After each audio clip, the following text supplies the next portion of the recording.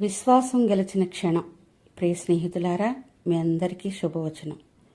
చిన్న మందిరం, ఒలివ ఆకు. ఒక గ్రామంలో ఒక చిన్న మందిరం ఉండేది. ఆ మందిరం పెద్దది కాదు, లోపల కూర్చునేవారు కూడా ఎక్కువ ఉండేవారు కాదు. కానీ ఆ మందిరానికి సేవ చేస్తున్న ఒక చిన్న సేవకుడు ఉండేవాడు. అతడు ఆడంబరంగా లేకపోయినా, తన జీతం చాలకపోయినా, తన ఆరోగ్యం బలహీనమైన ఒక మాట మాత్రమే తన హృదయంలో మ్రోగుతూ ఉండేది.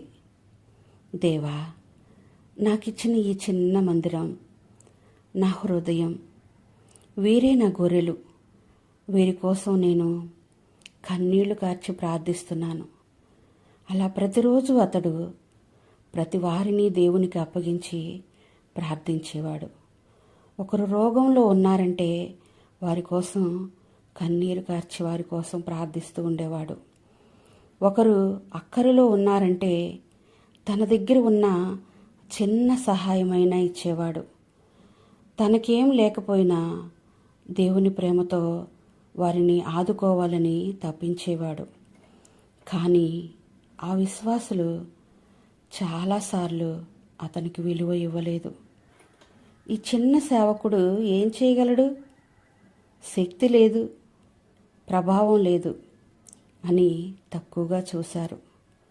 ఆ మాటలు విన్నప్పుడు రాత్రివేళ దేవుని సన్నిధిలో ఒంటరిగా మోకాళ్లపై పడిపోయి, దేవా, నేనేమి చేయలేని వాడనయ్యా, కానీ నీకోసం నా కన్నీళ్ళు ఇస్తున్నాను, వీరిని విడిచిపెట్టకు అని ఏడ్చేవాడు.